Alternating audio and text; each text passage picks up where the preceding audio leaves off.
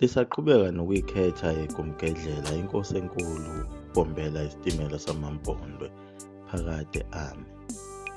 Singakhohlwa phela ukuthi izwe lakwaZulu selonakele kakhulu, selisukile kuloya mthetho kaNkulunkulu ayekade elabele ukuba liphile ngawo, njengoba uShaka egcine evale ngisho usiko lokusoka. Phela sike sachaza ukuthi isizwe sakwaZulu singamaJuda. Manje uNkulunkulu siyakhumbula ukuthi wayababele ukuba besoke.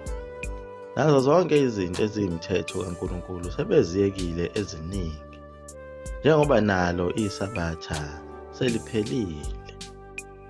Into esehamba phambili yilezi zinto ezingafunwa uNkulunkulu ezazivele zenziwa ezinye izizwe ayithe uNkulunkulu isizwe samaJuda singazenzi, njengokuziloba amabala nokudla yona imithi lena enezilwane phakathi, ngoba uNkulunkulu akhona amakhambi emvelo awadala waseyawabusisa okuyiwona okumele asetshenziswe, hhayi lapho kufakwe khona amafutha ezilwane nazo zonke izinto ezingalungile ezenza umuntu ahlanye.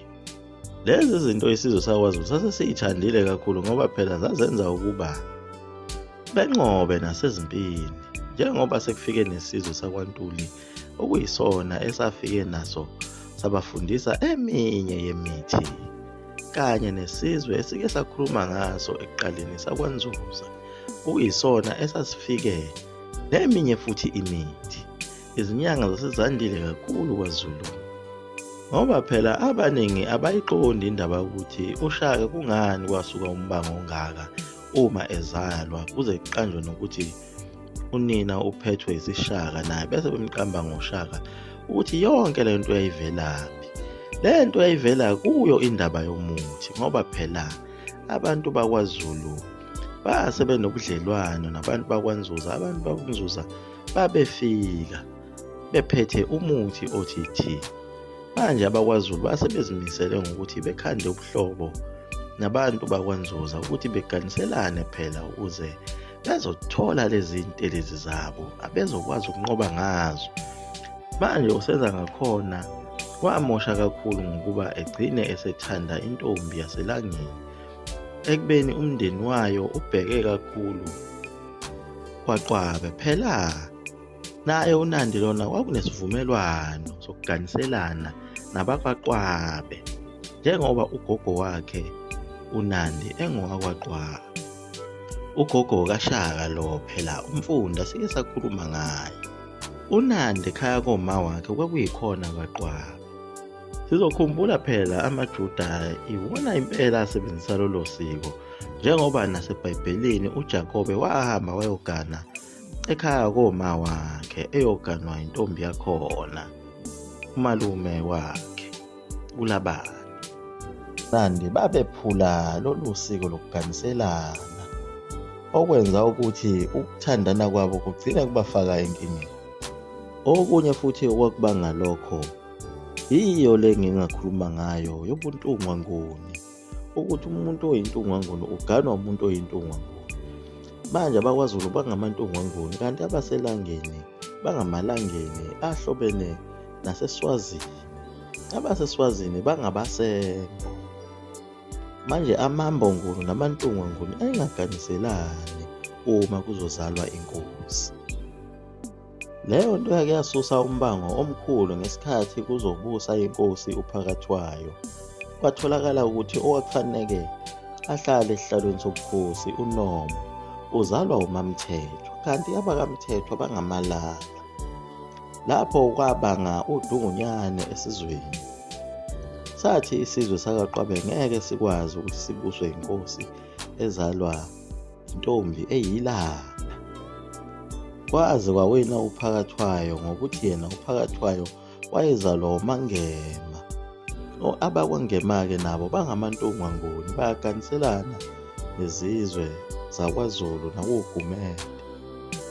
Lezi ezinye izizwe niyaganiselana uma kungezozalwa inkosi, nizithandela nje kuphela, kodwa uma sekuzozalwa inkosi ifuna ukuthi izalwe umuntu onegazi lobuntungwanguni hlangothi zombili. Kuze kube manje kwaZulu uNkulunkulu akakasivusi isiqhwaga esizokwazi ukuthi siphinde siqhubeke nomsebenzi welembe, ngoba phela umpande usewumdodovu nje wekhehla elithunjwe ibona abelungu. Bamthumbe ngayo imithetho yabo lena, kodwa uNkulunkulu asekamboni esivezela lesi siqhwaga. Phela umpande njengoba enenqwaba engaka yezingane nje na, sizokhumbula ukuthi abantwana ababefihliwe iningi labo ababezalwa uyena uShaka, esingabazi ukuthi kahle kahle bangobani phakathi kwabo bonke labantwana, njengoba kukhona nomntwana udabula amanzi ukhona khona naye lapha, nomntwana undabuko bakhona baningi, naye umntwana ucetshwayo ukhona khona lapha, nomntwana umbuyazo. Kodwa manje alikakaveli kahle iqiniso lokuthi ibaphi abazalwa umpande nabazalwa ilembe phakathi kwalabantwana abayingxubevange engaka.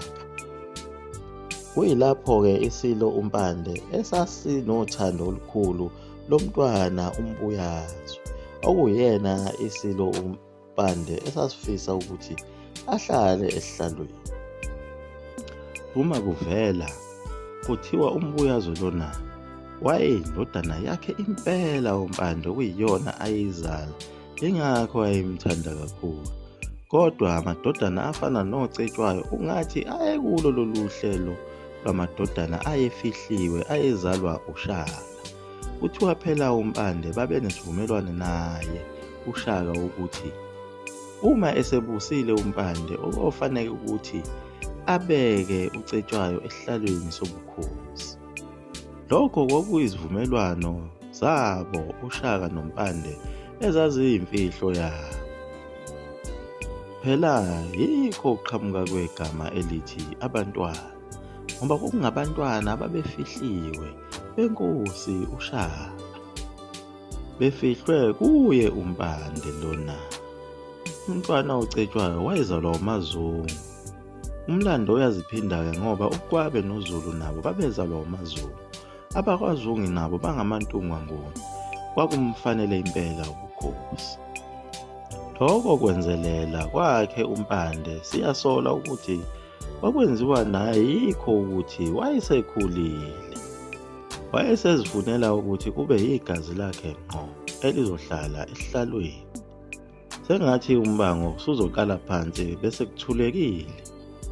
Lento ucetshwayo wahambe waze wayibona ukuthi iyenzeka ngempela. Lokho kwamdina kakhulu, wabe sefuna ukujuqa umfowabo ongumbuyazo. Lento yasusa umkhulu umsindo kwaZulu.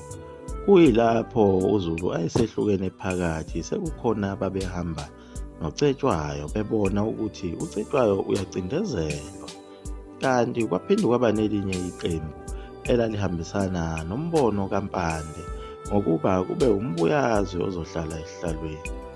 Ilapho kwasuka khona lolu dungunyane, wokheleka kanjalo umlilo, wokhiwa ilo iqhegu eliwumpande. Kwakungasekho okunye kwase kuzokwenziwa, njengoba amaqembu ayesemabili usobala ukuthi kwase kufanele kuyiwe empini. Ilapho-ke okwasunguleka khona impi yasendonda kusuka. Lapho umpande uzama ngayo yonke indlela ukweseka umndodana wakhe umbuyazo ukuba afike anqobe empini. Umelekelela kakhulu nangezinyanga zakhe. Inyanga yakhe umpande eyagqama kakhulu ngaleso sikhathi nguye uManene, enenduna yakhe okwakuthiwa uMakhasana. Kuyilapho okwasuka khona nesisho sithi kuyodela uMakhasane. Phela induna lena iyona eyathunywa ukuba ifike iyobukela kulempi iyiso lenkosi, ngoba inkosi ayikwazanga ukuthi ibe khona kuleyo mpi.